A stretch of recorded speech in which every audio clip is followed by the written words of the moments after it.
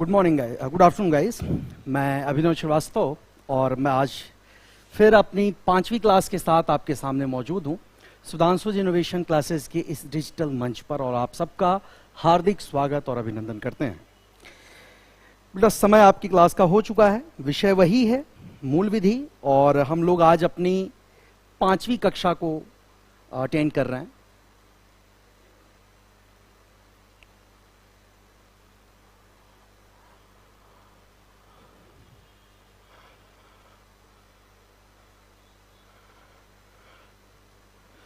देखिए बेटा, अब तक हम लोग जो है इस विषय में करीब 34 अलग अलग धाराओं को समझ चुके हैं।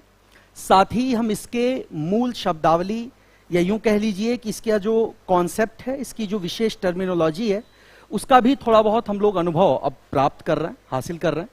लेकिन जैसे जैसे समय बचेगा, आगे बढ़ता जाएगा, हम देखेंगे कि ये विषय हमारे लिए थोड़ा और सहज हो रहा है। लगभग लोग ऑनलाइन हैं इस समय। वैभव सिंह, सुनील पटेल, गुड आफ्टरनून आप सभी लोगों को। रुद्र सिंह, अंकेश यादव, आप सभी लोग जो है गुड आफ्टरनून, आप सबका स्वागत है आपके इस डिजिटल मंच पर। देखिए बेटा, एक चीज और आगे बढ़ने से पहले मैं आप सबके सामने रखना चाहूंगा। आप सब ये चीज तो नोटिस कर ही रहे होंगे कि अभी कल प्रधानमंत्री ने अपने मन की बात को साझा किया देशवासियों के साथ। लेकिन एक क्रम होता है कि आदमी किसी भी विचारधारा के प्रति पसंद या नापसंद का जो है भाव रखता ही है। वही चीज यहां भी थी। कल हम लोगों ने देखा कि प्रधानमंत्री के इस कार्यक्रम को कुछ लाइक के साथ साथ डिसलाइक्स भी मिले हैं। जब इसके कारण की आप तलाश कर रहे हैं तो आप पाते हैं कि युवाओं में इस पिछले 6 महीनों में जिस तरह से एक स्थिरता आ गई है कैरियर में, या फिर एसएससी स्टाफ सिलेक्शन कमीशन समेत दूसरी अन्य परीक्षाएं जो हैं, उनके नतीजे जो विगत कई वर्षों से पेंडिंग पड़े हैं, लटके हुए हैं, इन सबको लेकर के छात्रों के मन में असंतोष है, रोष है, और उसका प्रकटीकरण कल आप सबने देखा। लेकिन हमारे बस में क्या है, हम छात्रों के, हम प्रतियोगिताओं के बस में क्या है? तो आप पाएंगे कि हमारे बस में सिर्फ एक चीज है बेटा, और वो है मेहनत करना। तो इस लिहाज से मैं आपसे बस इतना ही कहना चाहता हूं कि आप अपनी तैयारी को इस स्तर पर रखिए, इतने बेहतरीन ढंग से चीजों को तैयार रखिए कि जब भी आपको इसका मौका मिले तो उसमें जब आप पार्टिसिपेट करें तो आप दोबारा से ये कहने की स्थिति में न हो कि अब लगता है हमें दोबारा से ये मेहनत करनी पड़ेगी। जैसे यूपीएसआई की ही बात की जाए, इस बार जितने लोग इसकी तैयारी कर रहे होंगे उनमें से बहुत से ऐसे स्टूडेंट्स होंगे, बहुत से छात्र ऐसे भी होंगे जिन्होंने पिछली बार जब ये परीक्षा आयोजित की गई थी तो उसमें सहभागिता की थी, उसमें पार्टिसिपेट किया था, लेकिन तैयारी के अभाव में, पुख्ता तैयारी के अभाव में उनका सिलेक्शन रुक गया, जिसमें जीएस और मूल विधि जैसे विषय की एक बहुत बड़ी भूमिका रही। इन विषयों ने लोगों के मेरिट को जितना अच्छा बनना चाहिए था उतना अच्छा नहीं बनने दिया। चूंकि आपको अपनी कमी इस विषय या इस परीक्षा के अंतर्गत पता है, तो आपका सिर्फ और सिर्फ काम है कि आप अपनी इस कमी को बहुत अच्छी तरह से दूर करें। इसमें कहीं भी आंशिक रूप से भी कोई संभावना न रहने दें, क्योंकि जब आप अपनी कमी को दूर करते हैं, अपने आप को मॉडिफाई करते हैं, तो आप अपने लिए अपनी जगह सुनिश्चित कर लेते हैं। तो ये मैं आपसे कहना चाह रहा था। मूल विधि के अंतर्गत, जो कि आज हमारी 5वीं क्लास है, आज हम लोग पिछली बार की अगर चर्चा करें, पिछली कक्षा की अगर चर्चा करें, तो मुझे जो चीज याद आ रही है वो धारा संख्या 34 के अंतर्गत दी गई व्यवस्था, जो कि इससे रिलेटेड था, जिसे आप कहते हैं सामूहिक दायित्व का सिद्धांत। और दोस्तों, आज 5 दिन लगभग हो गए हैं। मैं इतना तो विश्वास कर ही सकता हूं आप सब पर कि आपने अपने विगत दिनों में जो कुछ भी आपको पढ़ाया गया है उस संबंध में आपने अपनी समस्याएं समझ ली होंगी, और जो कुछ भी बताया गया होगा उसको भी आप रिवाइज कर रहे होंगे लगातार। तो वो चीज बनाए रखिए दोस्तों। गुड आफ्टरनून आप सबको। लगातार मेरा आग्रह है आप सबसे कि आप लोग, जो लोग भी इनरोल्ड हैं इसके लिए, वो लोग ज्यादा से ज्यादा अपनी क्लासेस को अटेंड करें। ऑनलाइन आप प्रश्न भी पूछ पाएंगे। हालांकि आप लोग अगर इसे बात के लिए रख लेते हैं तो वहां पर प्रश्न करने की संभावना बहुत कम हो जाती है। तो धारा 34 जो है बेटा, ये था आपका सामूहिक दायित्व का सिद्धांत, जिसके बारे में मैंने आपसे बताया था। यदि समान भाव लेकर के एक से ज्यादा लोग किसी कार्य को करते हैं, किसी अपराध को अंजाम देते हैं, और उस दौरान उस अपराध को अंजाम देने की प्रक्रिया में अगर कोई व्यक्ति अपने बारी के आने की प्रतीक्षा कर रहा है खड़ा होकर के, उसी दौरान उसी स्थान पर, यानी घटना स्थल पर ही अगर कोई व्यक्ति अपनी बारी का इंतजार कर रहा है जिसके पीछे उसका सामान्य उद्देश्य है। सामान्य उद्देश्य का मतलब होता है वही उद्देश्य, जैसे एक में ए, बी, सी और डी 4 अभियुक्त हैं। अगर किसी अपराध को अंजाम देने के लिए यदि 4 अभियुक्त हैं, तो ये चारों ही अभियुक्त बारी बारी से जैसे जैसे अपराध को अंजाम देते जा रहे हैं, स्वाभाविक है कि अपराध अपने चरम की ओर जा रहा है।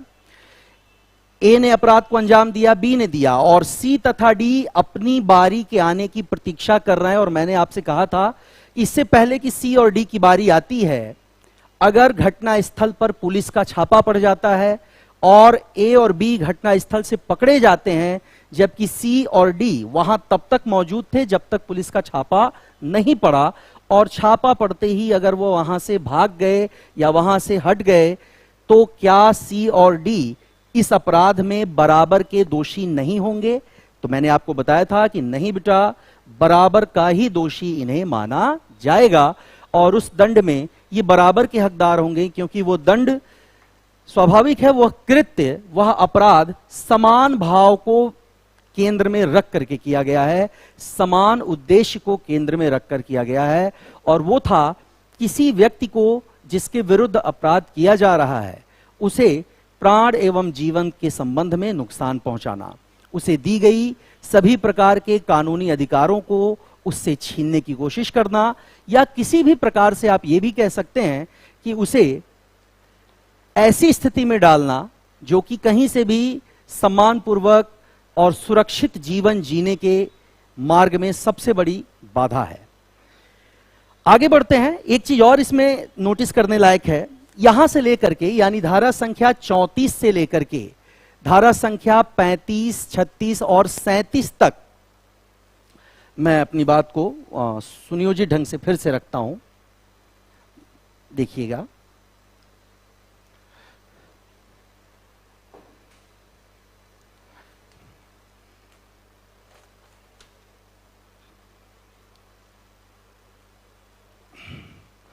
धारा 34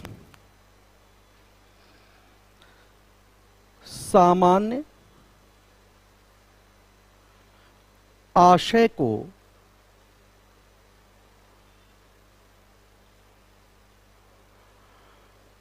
अग्रसर करने में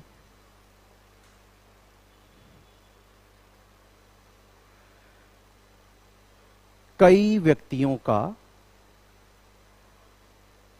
कार्य, इस रूप में यह लिख करके आपके सामने आता है कि सामान्य आशय को अग्रसर करने में कई व्यक्तियों का कार्य। तो निश्चित सी बात है, अगर यहां पर शब्द है कई व्यक्ति और एक शब्द है सामान्य आशय, तो ये दोनों ही शब्द ये समझाने के लिए काफी हैं कि ये बात कहीं ना कहीं सामूहिक दायित्व के संबंध में है। और सामूहिक दायित्व क्या होता है बेटा, कल हमने यानी अपनी पिछली कक्षा में आपको प्रधानमंत्री और उसकी कैबिनेट का उदाहरण देकर के ये समझाने का पूरा प्रयास किया था कि आप ये समझ जाएं कि जब प्रधानमंत्री अपना त्यागपत्र देता है तो उसके साथ उसकी कैबिनेट भी भंग हो जाती है।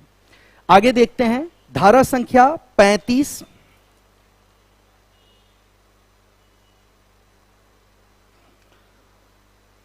आपराधिक ज्ञान और आशय से किया गया कोई कार्य। यानी धारा संख्या 35 में बेटा उल्लेख किया गया है, यहां पर एक चीज पर फिर से ध्यान दें, यहां पर आपराधिक ज्ञान और आशय दो बातें हैं। यहां आशय का तात्पर्य उसी चीज से है जहां पर मकसद किसी को नुकसान पहुंचाना है, इट मींस किसी की कोई क्षति कारित करना है। जहां कहीं भी उद्देश्य ऐसा कुछ होता है जहां जीवन को नुकसान पहुंचाना एक या एक से अधिक लोगों का, अभियुक्तों का सामूहिक मकसद रहा हो, तो ऐसा प्रत्येक कृत्य यह जानते हुए कि यह अपराध की श्रेणी में आता है। यहां पर आपराधिक ज्ञान शब्द का प्रयोग देख रहे होंगे आप। इसका मतलब हुआ ये जानते हुए कि आप जो कार्य कर रहे हैं वह गलत है, फिर भी उस काम को करना, और यह जानते हुए कि आपके द्वारा किए गए कार्य से किसी का नुकसान होगा, तो यह चूंकि आशय है उस कार्य का, यह आपका मकसद है। इसे आप आशय के लिए अंग्रेजी में एक शब्द है इंटेंशन, यानी आपका ऐसा ही मकसद रहता हो, आपकी इच्छा भी यही रही हो, तो ऐसी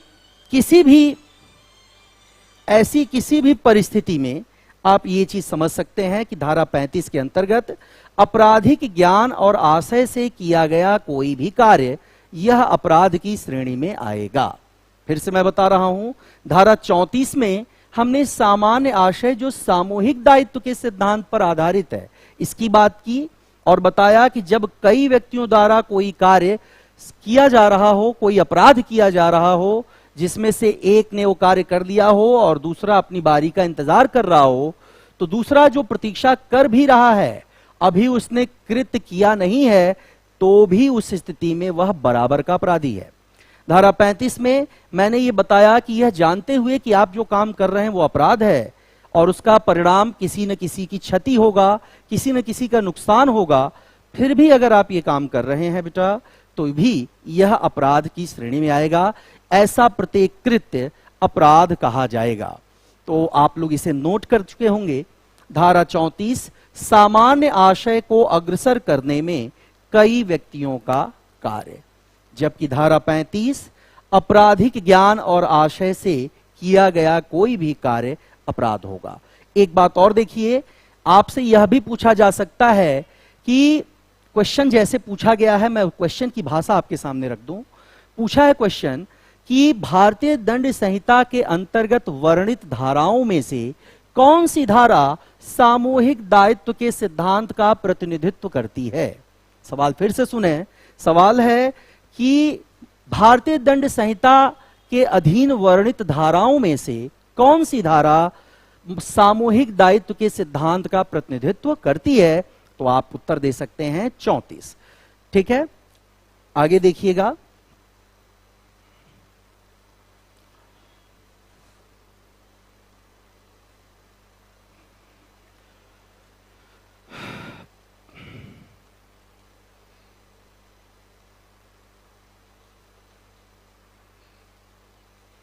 हमारी अगली जो धारा है बेटा वो है धारा 37, जिसमें कहा है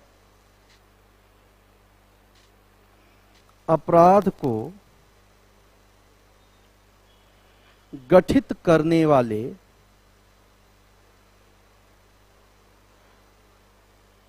कार्यों में से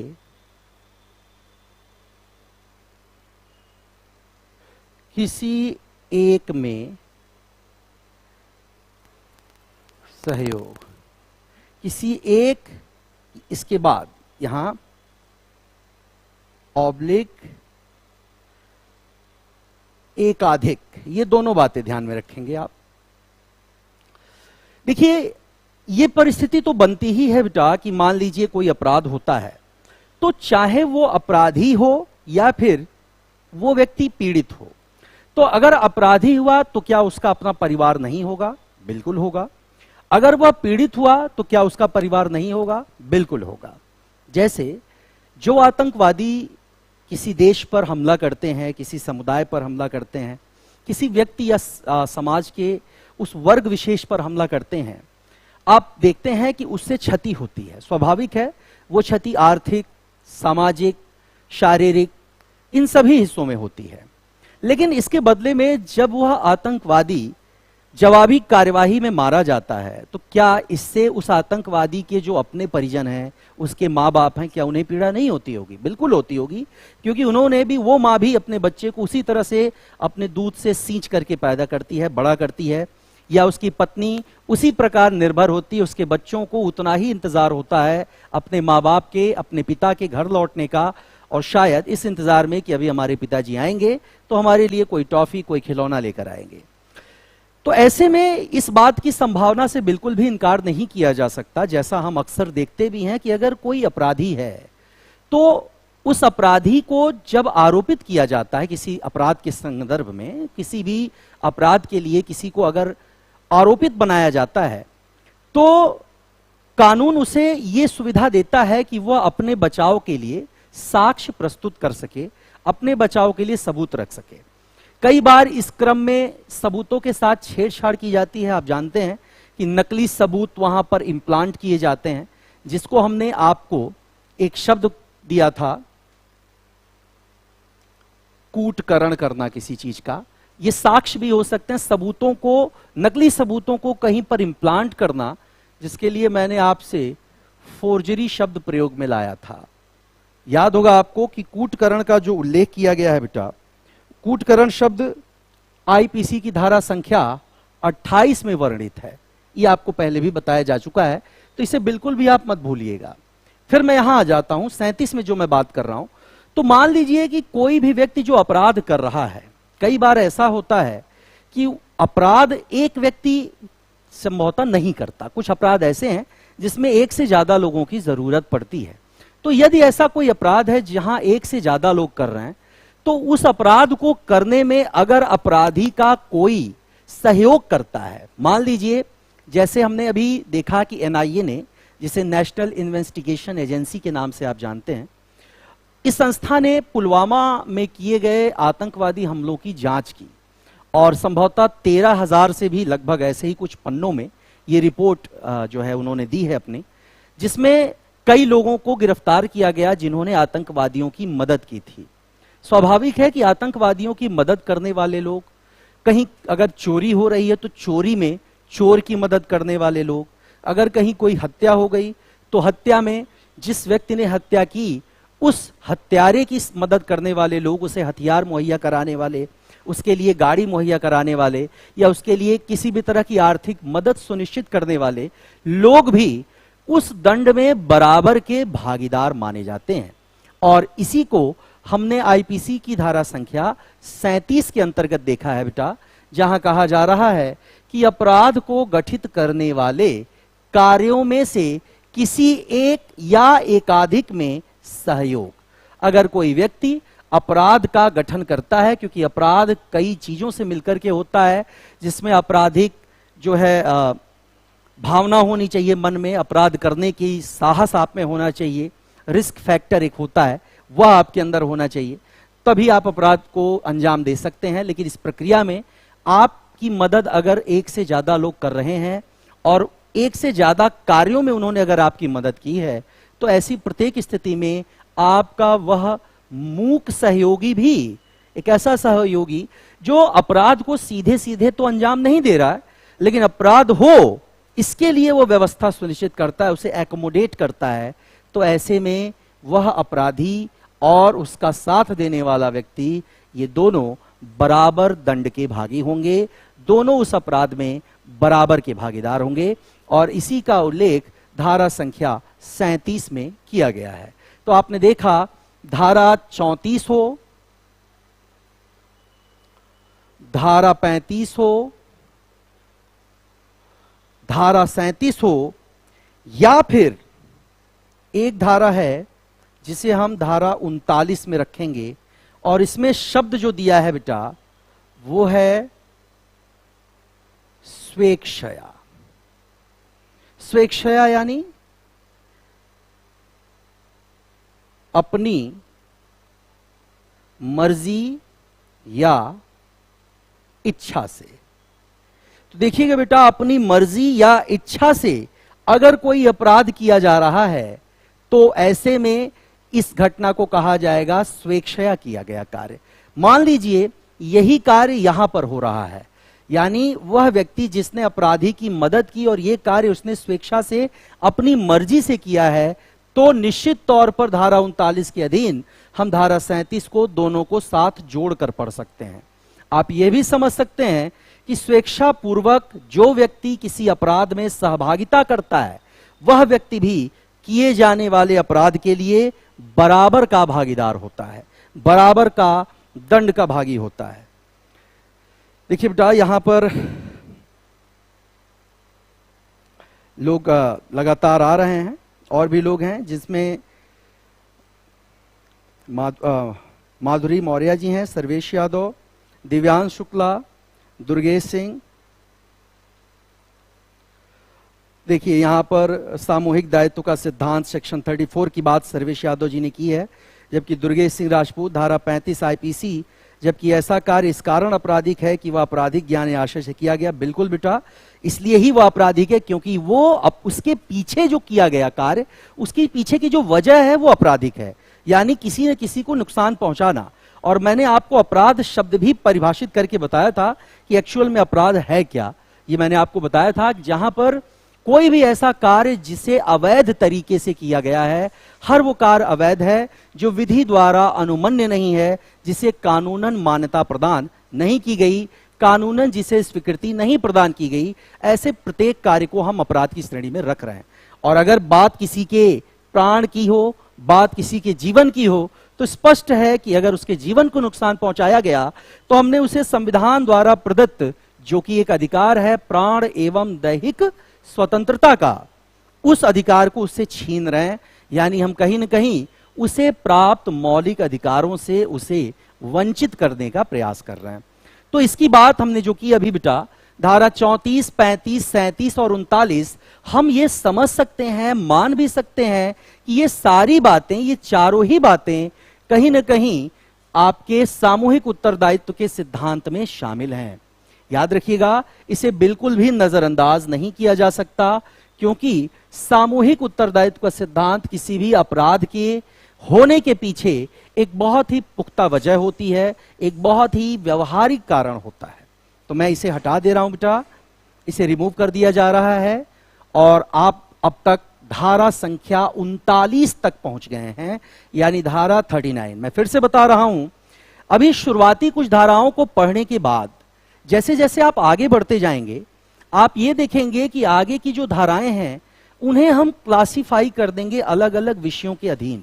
उदाहरण के रूप में, जैसे मान लीजिए कि लोक व्यवस्था और प्रशांति के विरुद्ध किए गए अपराध, देश की संप्रभुता और उसकी सुरक्षा के विरुद्ध किए गए अपराध, ऐसे अपराध जो कहीं न कहीं प्राण एवं जीवन के लिए खतरा उत्पन्न करते हैं, महिलाओं के विरुद्ध किए गए अपराध, पर्यावरण के विरुद्ध किए गए अपराध, सूचना प्रौद्योगिकी के अंतर्गत दर्ज धाराओं के तहत किए गए अपराध, इन सब को हम लोग क्लासिफाई करके पढ़ेंगे। इसलिए आगे चल करके ये जो क्रमिक रूप से हम धाराओं को अभी शुरुआत में पढ़ रहे हैं बेटा, उसके पीछे मैंने आपको दो कारण बताए हैं। पहला कारण इसका यह था कि शुरुआती सभी धाराओं का उल्लेख आपके पास जो आईपीसी से संबंधित किताबें होंगी उनमें सभी धाराएं नहीं की गई हैं उल्लिखित। स्वाभाविक है, आप ये भी कह सकते हैं कि वही दिया होगा जो जरूरी होगा, तो मैं इससे बिल्कुल इनकार नहीं कर रहा हूं। तो वो चीजें तो आप स्वयं पढ़कर भी समझ सकते हैं, लेकिन अगर आप यहां इस मंच पर आए हैं, अपना कीमती समय हम सबको दे रहे हैं, तो हम आपको केवल किताबों में लिखी गई बातों की ओर सिर्फ सांकेतिक ढंग से हम इशारा न करें, बल्कि हम उसके बारे में आपको समझाने का भी प्रयास करें, ताकि उसकी जो शब्दावली है वो बहुत अच्छी तरह से आपके लिए समझना जरूरी है। यहां पर जिस धारा संख्या 39 का हमने जिक्र किया आपसे, इस धारा संख्या 39 के बाद जो धारा संख्या 40 का जिक्र आएगा, यही है जिसे मैंने अभी अभी आपको अपराध कहा है।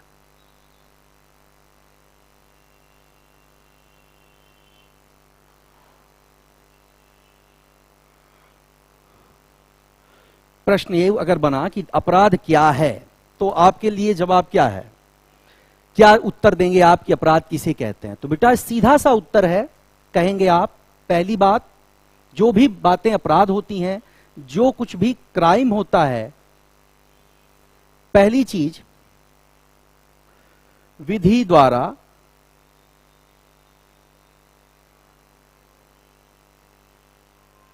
अनुमन्य नहीं होता। अनुमन्य का मतलब जिसे विधि यानी कानून एक्सेप्ट नहीं करता, उसकी अनुमति नहीं देता, वह क्राइम है। दूसरा, जो प्राण एवं दैहिक स्वतंत्रता के लिए खतरा हो। स्वाभाविक है, जो कुछ भी ऐसा कार्य जो प्राण एवं दैहिक स्वतंत्रता के लिए खतरा हो। तीसरा, जो देश अथवा राष्ट्र की संप्रभुता, एकता और अखंडता को क्षति पहुंचावे, इसे भी हम क्या कह सकते हैं बेटा, यह भी अपराध है। उसके अलावा आप कह सकते हैं चोरी, दुष्कर्म, कूटकरण या कूट रचना, बेईमानी, सब कुछ। मतलब आप एक शब्द में ऐसे समझें कि कुछ भी ऐसा जो उचित नहीं है। उचित शब्द का प्रयोग ना करके हम लिखेंगे न्यायोचित नहीं है। मतलब न्याय की दृष्टि से जो कुछ भी उचित नहीं है वह सब क्या है, तो वो सब कुछ अपराध है। और ये भी समझ लें बेटा कि हमारा देश जो न्याय के सिद्धांत पर आधारित है, कहीं न कहीं हम विधि के शासन की बात बार बार करते रहते हैं, और विधि का शासन तभी है जब लॉ एंड ऑर्डर मेंटेन रहे। यानी कानून व्यवस्था जब तक सुदृढ़ नहीं होगी तब तक हम ये नहीं कह सकते कि समाज अपराध मुक्त है, समाज में कहीं कोई अपराध या आपराधिक कार्यवाही नहीं हो रही है। वो सब कुछ यहां पर लिख दिया गया। तो एक लाइन में हम इसे ऐसे समझ लें कि ऐसा कोई भी कार्य जो संविधान द्वारा व्यक्ति को प्रदान किए गए किसी भी अधिकार की अवहेलना करता है, कोई भी ऐसा कृत्य जो विधि द्वारा अनुमन्य नहीं है, या कोई भी ऐसा कार्य जो देश की एकता, अखंडता, संप्रभुता और उसके स्वरूप को क्षति पहुंचा रहा हो, ऐसे प्रत्येक कार्य को, प्रत्येक कृत्य को हम अपराध की श्रेणी में रख सकते हैं। और उसे यह भी याद रखिए कि वो दंड संहिता के द्वारा यानी आईपीसी के द्वारा दी गई व्यवस्था से ही दंडित होगा। हम इसमें एक परिभाषा यह भी जोड़ सकते हैं कि जो कुछ भी आईपीसी द्वारा दी गई व्यवस्था द्वारा दंडित हो सके, ऐसे प्रत्येक कृत्य को हम अपराध की श्रेणी में रख सकते हैं। तो आप चाहें तो इसको नोट कर सकते हैं बेटा।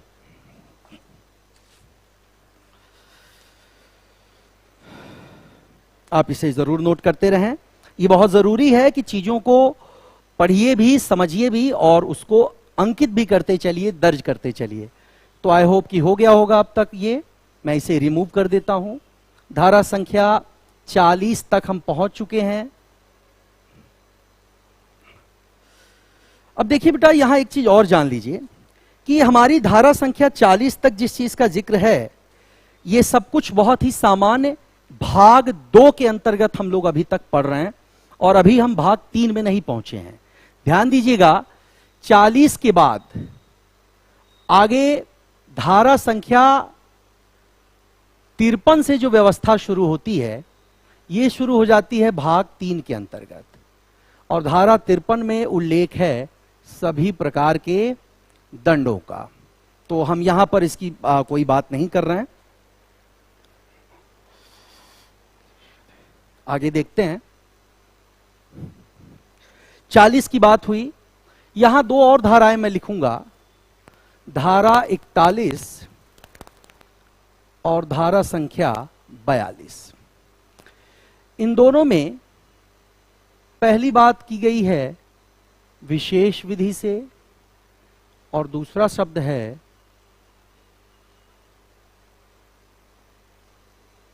स्थानीय विधि जगह।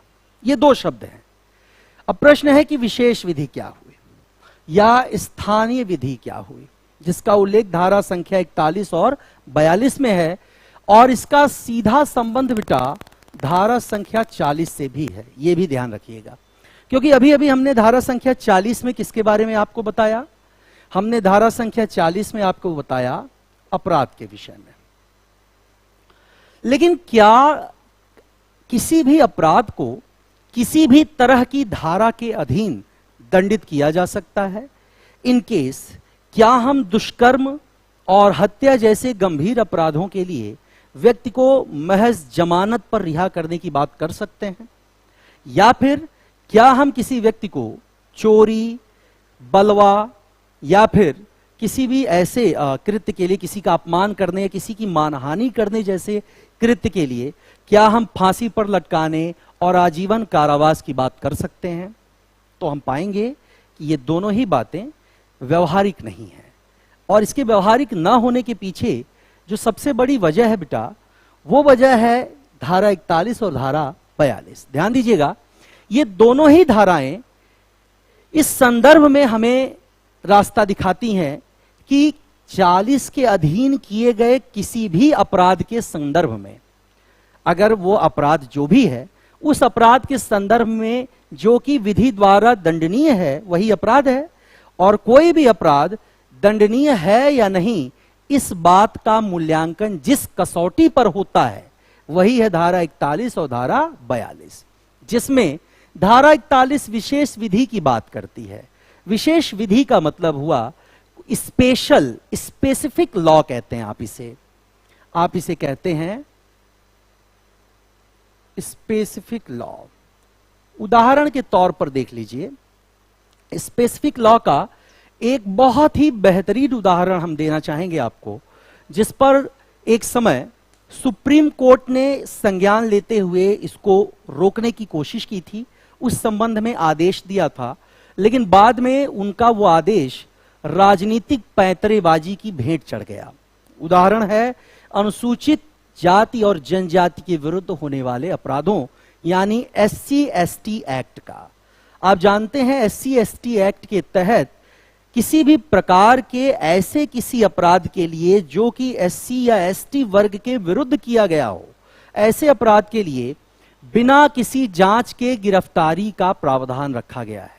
सिर्फ आप कह सकते हैं कि बिना किसी जांच के गिरफ्तार कर लिया जाता है व्यक्ति को, और उसके बाद उसकी जांच होती है कि जिस संदर्भ में व्यक्ति को आरोपी बनाया गया है क्या वास्तविकता में उसने वो अपराध किए हैं या नहीं किए हैं। इस पर सुप्रीम कोर्ट ने कहा था कि बिना जांच के किसी को गिरफ्तार ना किया जाए। उसने ऐसा आदेश दिया जिसे सरकार ने इस वर्ग विशेष की, कह सकते हैं कि उस वोट बैंक का जो उनका आधार होता है, वोट बैंक का जो लालसा होती है राजनीतिक वर्ग में आम जनता के प्रति, उस लालसावश उन्होंने अध्यादेश के जरिए सुप्रीम कोर्ट के इस आदेश को पलट दिया, यानी कि ये जो व्यवस्था थी वो पूर्ववत कर दी गई। तो जो अपराध हुआ है वो किसके विरुद्ध हुआ है इसका पता तभी चलेगा जब वह किसी विशेष वर्ग, विशेष समुदाय, विशेष जाति के द्वारा के विरुद्ध किया गया हो। तो ऐसे कानूनों का, ऐसे अपराधों का जो दंड निर्धारित होता है वह विशेष विधि के आधार पर होता है बेटा। तो ऐसे कानूनों को हम कह सकते हैं विशेष विधि, जिसका उल्लेख धारा संख्या 41 में किया गया है। जबकि धारा संख्या 42 ये स्थानीय विधि की बात करता है। अब स्थानीय विधि का उदाहरण हम इसका भी एग्जाम्पल ले लेते हैं, बात कर लेते हैं नॉर्थ सेंटिनल आइलैंड के बारे में। आप लोग इसके बारे में जानते होंगे कि अंडमान निकोबार द्वीप समूह का जो उत्तरी सेंटिनल द्वीप है, ये सामान्य मानवीय गतिविधियों के लिए पूरी तरह से प्रोहिबिटेड जोन है, यानी पूरी तरह से यहां पर प्रवेश आम नागरिकों का निषेध किया गया है। यहां आम नागरिकों का प्रवेश निषेध क्यों है? तो इसका सीधा सा उत्तर है, यहां रहने वाली एक जनजाति जिसे हम लोग जारवा के नाम से जानते हैं। ये जारवा जनजाति बेटा पिछले 70,000 सालों से उसी द्वीप पर रह रही है और प्राकृतिक संसाधन जो भी उनके पास मौजूद है, चाहे वो वन संसाधन हो या सागरीय संपदा हो, इन दोनों पर ही वो पूरी तरह से निर्भर हैं, यानी अपनी सारी जरूरतें वो पूरी कर लेते हैं। तो उस क्षेत्र में आम नागरिकों का जो भी प्रवेश है वो क्यों निषेध है? तो इसका उत्तर है वहां की स्थानीय विधि, क्योंकि उनके संरक्षण के लिए ये किया गया। या फिर अगर हम पूर्वोत्तर की बात करें अपने देश में, तो आप जानते हैं कि हमने संपूर्ण पूर्वोत्तर क्षेत्र को विशेष अधिकार दे रखे हैं, क्योंकि ये हमारा एक तरह से फ्रंट है चीन के साथ लगती सीमा पर। और अगर इस क्षेत्र के लोगों को हमने कुछ विशेष सुविधाएं नहीं दी, इस क्षेत्र के बारे में अगर हमने सोचा नहीं, इस एरिया का अगर हमने कह सकते हैं इंफ्रास्ट्रक्चर डेवलप नहीं किया, इस क्षेत्र का जो डेमोग्राफिक कंडीशंस हैं, उन डेमोग्राफिक कंडीशंस को अगर बेहतर नहीं बनाया गया, तो कहीं ना कहीं लोगों के मन में जो असंतोष, जो रोष उत्पन्न होगा, वो रोष हमें इनसे दूर कर देगा, यानी भारत की मुख्य भूमि, भारत की जो पूर्वोत्तर का हिस्सा है, उससे दूर हो जाएगा। तो यह जरूरत है कि उस क्षेत्र में उसके लोगों के संरक्षण के लिए हमने विशेष प्रावधान कर रखे हैं, और यही काम हम हर क्षेत्र में करते हैं। यानी अलग अलग इलाकों में रहने वाले लोगों को अलग अलग अधिकार जरूर मिलते हैं, भले ही वो कानून और संविधान के सम्मुख बराबर हों। तो यहां पर यह बात ध्यान में रखिएगा कि धारा 40 के अंतर्गत किए गए अपराध के लिए धारा संख्या 41 और धारा संख्या 42 में दिए गए विशेष विधि और स्थानीय विधि जैसे शब्दों का इस्तेमाल किया जाता है। तो आप इसे नोट कर सकते हैं, आप इसे अंकित कर सकते हैं।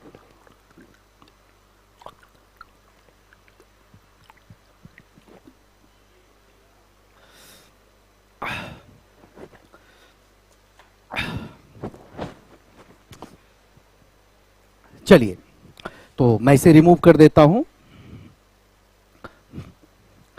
तो हमने धारा संख्या 40, धारा संख्या 41 और 42 इन्हें समझ लिया है। अब हम एक और शब्द अगली धारा में देखेंगे। वो शब्द है बेटा धारा संख्या 43 में, जो कि अवैध है। अभी अभी मैंने आपको बताया कि अवैध क्या है। तो अवैध वो सब कुछ है जो विधि या कानून, जिसे आप लॉ कहते हैं, के अनुकूल नहीं है। आशा है ये लाइन इसे समझाने के लिए सफिशिएंट है कि धारा 43 में दिया गया अवैध शब्द क्या है। तो जो भी विधि या कानून के अनुकूल नहीं है, विधि द्वारा दी गई व्यवस्था के हिसाब से नहीं है, जो कि संविधान में दिए गए अधिकारों के विपरीत है, उनसे या उन आम नागरिकों से उन अधिकारों को छीन रहा हो, ऐसा प्रत्येक कार्य अवैध कहलाएगा। ऐसा प्रत्येक कार्य अवैध की श्रेणी में आएगा। कुछ है कमेंट है? चलिए, इसे भी आप नोट कर लें। धारा 43 अवैध सब कुछ। देखिए बेटा, कानून वही अपना काम करता है जहां कोई भी चीज कानून के हिसाब से नहीं होती।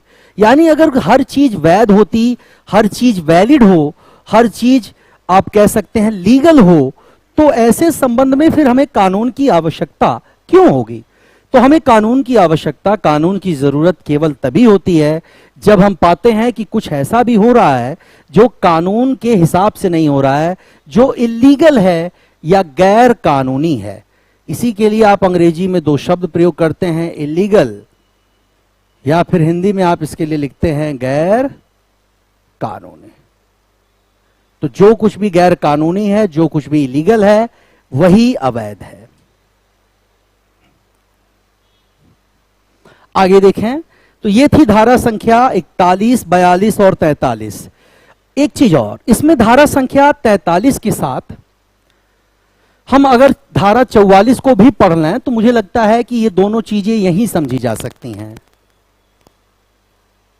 धारा 43 ने जहां अवैध शब्द की बात की, वहीं धारा 44 जो है ये बात करता है किसकी? क्षति की, लॉस की। तो लॉस कई तरह का हो सकता है बेटा। यानी धारा 44 में किसी भी आपराधिक कृत्य के द्वारा या किसी भी आपराधिक कृत्य के माध्यम से यदि किसी की क्षति कारित होती है तो ऐसे में वह कृत्य दंडनीय माना जाएगा, अपराध की श्रेणी में माना जाएगा। अब प्रश्न यह उठता है कि यह क्षति किस प्रकार की हो सकती है। तो बेटा यह क्षति कई तरह की हो सकती है। यह क्षति आपकी दैहिक हो सकती है, फिजिकल यानी कि शारीरिक।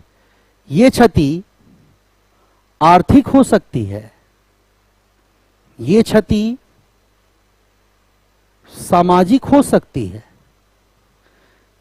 यह क्षति व्यक्तिगत हो सकती है। व्यक्तिगत क्षति में हम कह सकते हैं जैसे मानहानि जैसी चीजें आ रही हैं। तो अगर किसी को हाथ पैर को क्षति पहुंची है, कोई अंग भंग हो जाता है, उसकी जान चली जाती है, तो यह दैहिक क्षति हुआ। आर्थिक क्षति, उसका कोई आर्थिक नुकसान होता है, कोई कूटकरण करके फर्जी दस्तावेज बना के अगर किसी की प्रॉपर्टी कोई हड़प लेता है तो यह आर्थिक क्षति हुई। सामाजिक क्षति, जिससे समाज द्वारा जो स्वीकृति प्रत्येक व्यक्ति को, प्रत्येक जाति को, प्रत्येक वर्ग को दी गई है, यदि वह स्वीकृति समाज देने में आनाकानी करने लगे, कतराने लगे, यह समाज द्वारा हम चिर परिचित जो एक ढर्रा बनाया गया है, जो एक लीक तैयार की गई है, हम उसमें फिट न बैठ रहे हों, उस सांचे में फिट न बैठ रहे हों, तो ऐसे में हमें जो नुकसान हुआ वो हमारी सामाजिक क्षति हुई।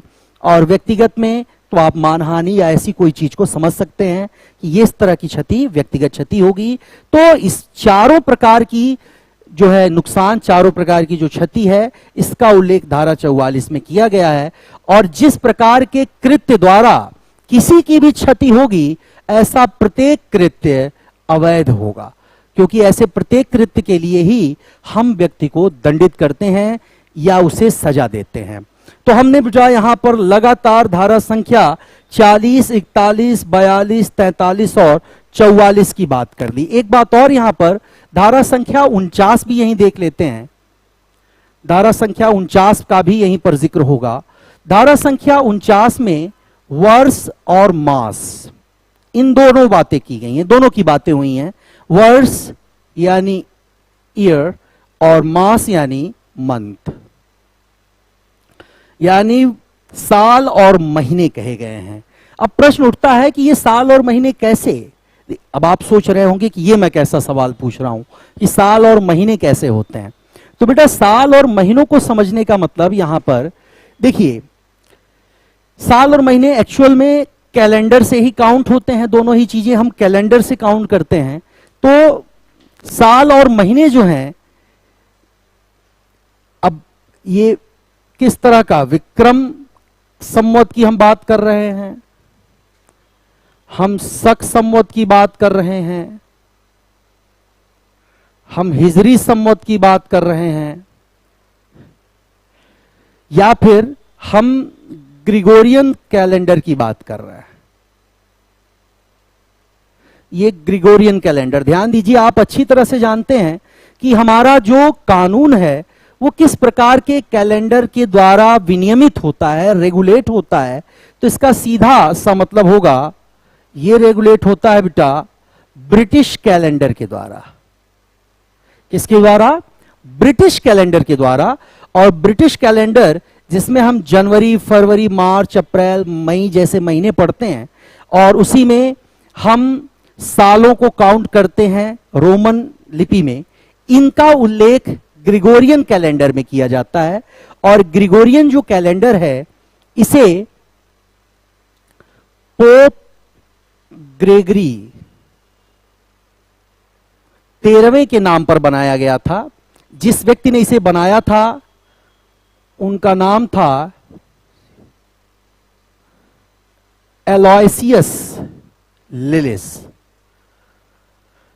इनका नाम था बेटा एलोयसियस लिलिस। ध्यान दीजिएगा, कभी कभार ये पूछ लेता है कि ग्रिगोरियन कैलेंडर किसने बनाया था, तो ग्रिगोरियन कैलेंडर पोप ग्रेगरी 13वें के नाम पर बनाया गया, जिसे तैयार करने का काम इटली के प्रसिद्ध डॉक्टर एलोयसियस लिलिस ने किया था।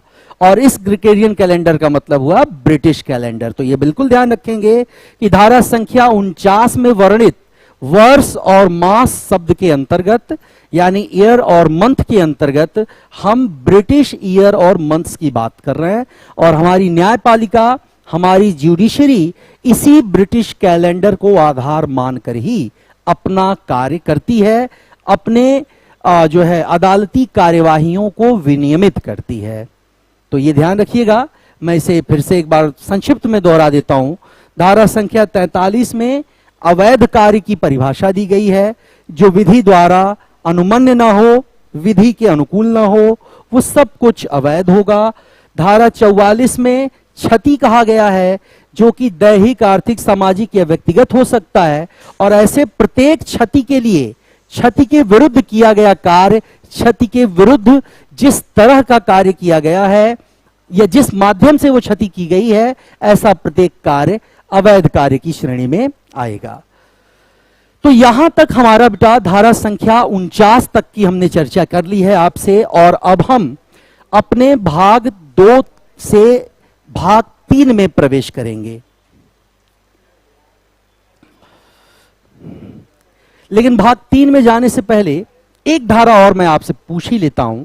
धारा संख्या 52 है।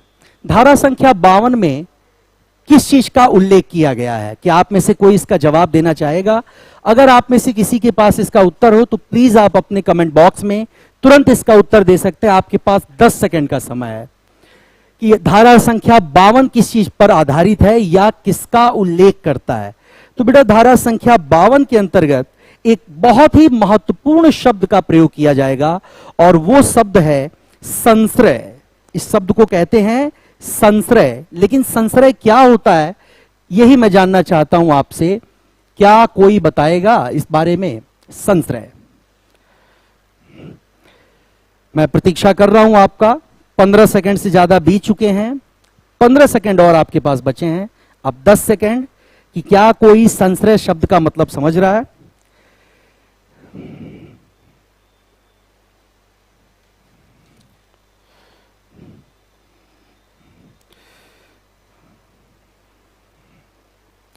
चलिए, और भी लोग, अनिल कुमार जी इसमें ऑनलाइन हैं।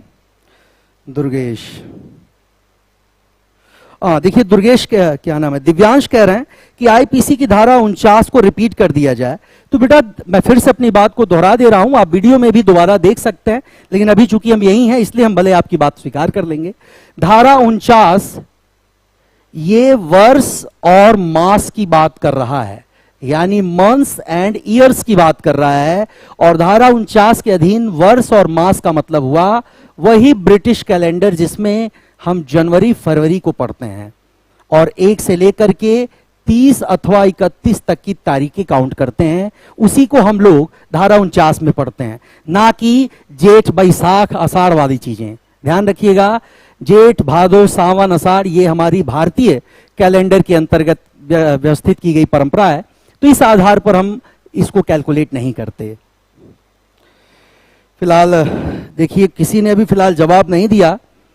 यहां पर एक शब्द इन्होंने लिखा दुर्गेश जी ने, इस सतर्कता और ध्यान के बिना की गई या मानी गई हो वो सद्भाव पूर्वक की गई या मानी नहीं जाती। देखिए मैंने यहां पर धारा 52 में इसीलिए सद्भाव शब्द का प्रयोग नहीं किया क्योंकि वो तो मैं भी जान रहा हूं कि आप लोग अपने पास मौजूद स्रोतों से सद्भाव शब्द को देख करके बता लेंगे, लेकिन ये मतलब नहीं, आप सद्भाव से मतलब नहीं समझ पाए, इसीलिए मैंने यहां शब्द प्रयोग किया संश्रय। ठीक है, इसे हम सद्भाव पूर्वक भी कह दे रहे हैं। चलिए देखिए बेटा, सद्भाव पूर्वक शब्द का सही अर्थ क्या है यह बहुत जानना जरूरी है। संश्रय देना, कहीं ना कहीं संश्रय शब्द आश्रय से मेल खाता हुआ एक शब्द है, लेकिन इसका वही भाव नहीं होता जो कि आश्रय का होता है। समझिएगा, मान लीजिए मैंने शुरू में ही आपसे एक कंडीशन रखी कि ए ने अपराध किया, लेकिन ए के कुछ रिश्तेदार हैं जिसमें उसके पिता, पत्नी, दोस्त या बच्चे हो सकते हैं, कोई भी, उसके पिता, माता, उसकी पत्नी, उसके मित्र या उसका पुत्र, कोई भी हो सकता है।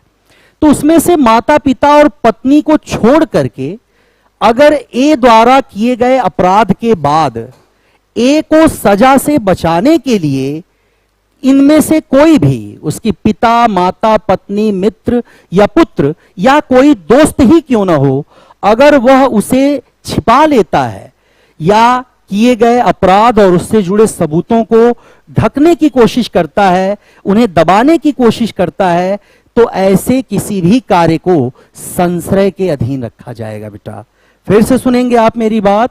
मैंने आपसे कहा कि यदि कोई अभियुक्त जैसे राम है, राम ने कोई अपराध कर दिया, तो स्वाभाविक है यदि वह अपराध कर रहा है तो अपराध हमेशा ही अवैध होगा, और जो अवैध होगा उससे किसी की क्षति होगी, और अगर क्षति होगी तो फिर उसे दंड जरूर मिलेगा। वही दंड जिसका उल्लेख इसी के जस्ट बाद धारा संख्या 53 में दिया गया है। मैं बता दूं कि धारा संख्या 53 ये दंड की बात करता है। दंड कितने प्रकार का, क्या क्या, ये हम आगे चर्चा करेंगे। तो राम कोई अपराध करता है और इस अपराध के बाद या सामने आ जाने के बाद राम के पिता या माता, राम की पत्नी, राम का पुत्र या राम का कोई मित्र, इन चारों के द्वारा, स्वाभाविक है राम जब आकर कहता है अरे यार मैंने गलती कर दी और मुझसे आज गलती से श्याम के साथ बहस हो गई और मैंने हाथ उठाया लेकिन उसमें श्याम को चोट गंभीर लग गई और श्याम मर गया, अब मैं क्या करूं। अगर ऐसी स्थिति बनती है तो स्वाभाविक है राम ने भले ही ये ना चाहते हुआ किया हो, पर है तो वो एक दंडनीय अपराध ही, वो किसी न किसी के जीवन को उसने नुकसान पहुंचाया, तो ये नुकसान उसे दंड का भागी बनाता है।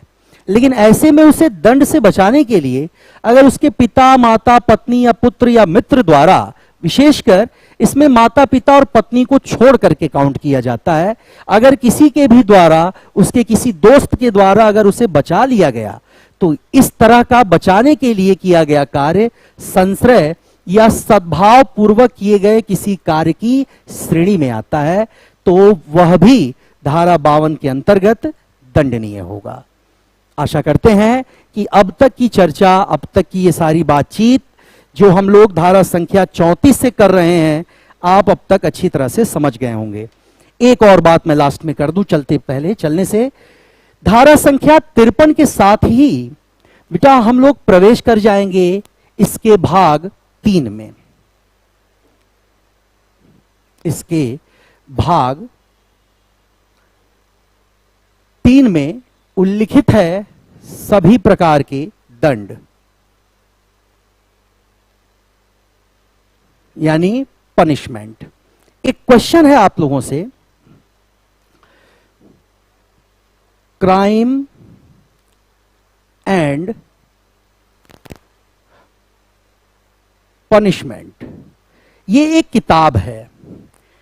इस किताब में अपराध और दंड की बहुत ही विस्तृत व्याख्या की गई है। तो अगर आपसे ये पूछा जाए कि इस किताब के लेखक कौन हैं, तो आई होप कि आपको इसकी जानकारी होनी चाहिए। मैं जो है आप लोगों से ये क्वेश्चन आपको दिए जा रहा हूं और आप लोग मुझे ढूंढ कर बताइएगा कि क्राइम एंड पनिशमेंट पुस्तक किसने लिखी है। लेकिन मैं ये भी चाहूंगा कि आप इसके लिए अपने पास मौजूद सोशल मीडिया या इंटरनेट या गूगल गुरुजी का सहारा ना लें।